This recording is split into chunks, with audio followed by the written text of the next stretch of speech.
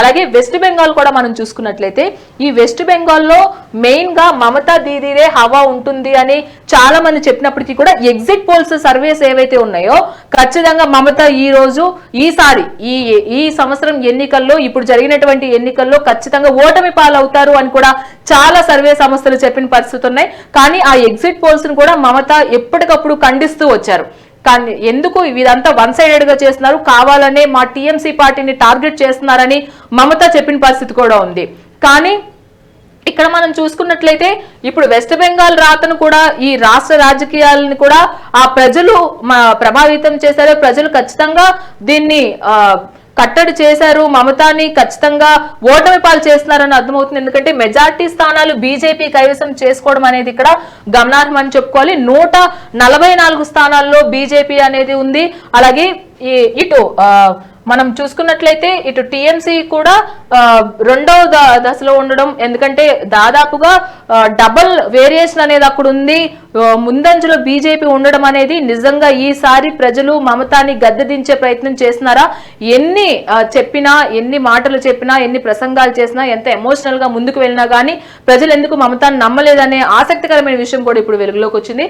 మొత్తం స్థానాలు చూసుకున్నట్లయితే మనకి ఇక్కడ బీజేపీ హవా అనేది నడవడము, అటు టీఎంసీ అనేది వెనుతిరిగే ప్రయత్నం చేస్తుంది. అలాగే కొన్ని ప్రాంతాలు ఏవైతే ఉన్నాయో 16 నుంచి 17 స్థానాల్లో తీవ్రతరం ఉండే అవకాశం ఉంది. అక్కడ స్ట్రాంగ్ రూమ్స్ వద్ద కావచ్చు, కౌంటింగ్ కేంద్రాల వద్ద కావచ్చు, వీటన్నిటి దగ్గర కూడా ఎక్కువగా గొడవలు జరిగి గందరగోళ వాతావరణం సృష్టించే అవకాశం ఉంది. ఎందుకంటే పోలింగ్ అప్పుడే ఇటు టీఎంసీ అభ్యర్థులు కావచ్చు ప్రజల్ని ప్రభావితం చేసే ప్రయత్నంలో చాలా వరకు కూడా వాళ్ళందరినీ కూడా కొంచెం గందరగోళ వాతావరణానికి తీసుకురావడానికి ఎన్నో ప్రయత్నాలు కూడా చేసిన పరిస్థితి, అలా ఆరోపణలు కూడా ఎలక్షన్ కమిషన్ కి వెళ్ళాయి. కాబట్టి అదే ధోరణిలో ఈసారి కౌంటింగ్ లో కనుక అదే కనుక కనబరిస్తే కంట్రోల్ చేసే అవకాశం తక్కువగా ఉంటుంది. కాబట్టి అక్కడ బలగాలను కూడా ఎక్కువగా పెట్టారు. ఇటు పోలీసు అధికారులు కావచ్చు, ఎలక్షన్ కమిషన్ కూడా బలగాలను ఎక్కువగా మోహరించింది. అందుతో పాటుగా 165 ఎక్స్ట్రాగా కూడా పరిశీలకులు, అబ్జర్వేటర్స్ గా కూడా అక్కడ వాళ్ళు ఉండడం జరిగింది.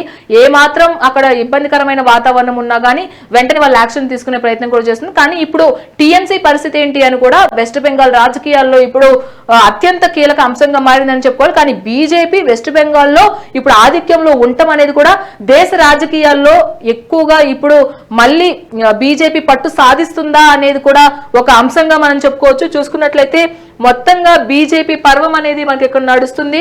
ఈ ఆరెంజ్ కలర్ లో ఏదైతే కనిపిస్తుంది ఇదంతా కూడా బీజేపీ మెజార్టీతో ఉన్న స్థానాలు. అలాగే దీది మాత్రం అతి తక్కువ స్థానాల్లో మెజార్టీతో ఉండడము, అది కూడా మమతా పోటీ చేసినటువంటి ప్రాంతంలో కూడా మమతా బెనర్జీ వెనుకంజలో ఉండడం అనేది ఇప్పుడు గమనార్హం అనే చెప్పుకోవాలి. ఏదేమైనప్పటికీ కూడా ఇటు 5 రాష్ట్రాల ఈ ఎన్నికల హడావిడి ఏదైతే ఉందో ఇప్పుడు పోలింగ్ తో తుది తీర్పు మనకి వెలువడనుందని తెలుస్తుంది. ఒక పక్క వెస్ట్ బెంగాల్, ఒక పక్క తమిళనాడు, ఇంకొక పక్క అస్సాం, కేరళ, పాండిచేరి, ఇవన్నీ 5 రాష్ట్రాలు కూడా దేశ రాష్ట్ర రాజకీయ భవిష్యత్తు ఎలా ఉండబోతుందో అనేది ఈ రోజు సాయంత్రం కల్లా తుది తీర్పు వస్తుంది. మధ్యాహ్నం కల్లా పూర్తిగా మనకి అర్థమయ్యే అవకాశం కూడా ఉంది.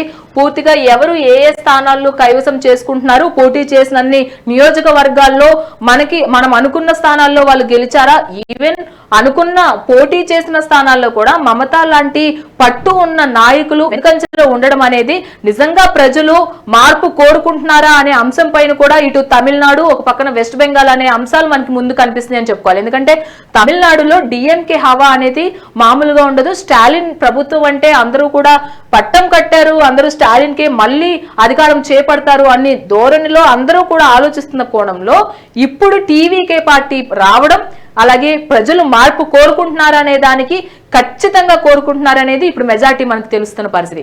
కాబట్టి ఏదేమైనప్పటికీ కూడా మరికొద్ది సేపట్లో ఇప్పుడు already first section of polling ఈ కౌంటింగ్ అనేది జరుగుతుంది. కాబట్టి దాదాపుగా చాలా వరకు కూడా కౌంటింగ్ మధ్యాహ్నము 3 కల్లా కూడా కౌంటింగ్ ప్రక్రియ పూర్తయ్యే అవకాశం ఉంది. కాబట్టి అందరూ కూడా అలర్ట్ అవుతున్న పరిస్థితి కనిపిస్తుంది.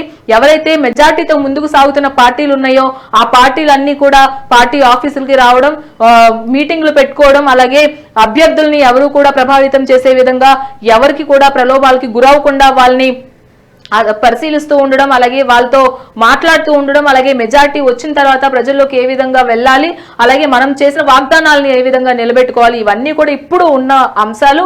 అలాగే కౌంటింగ్ ప్రక్రియ అనేది కొనసాగుతుంది. ఇలాంటి మినిట్ టు మినిట్ అప్డేట్స్ మళ్ళీ మనం చూస్తూ ఉన్నాం. సో అప్పటి వరకు చూస్తూనే ఉండండి మెగా 9 టీవీ.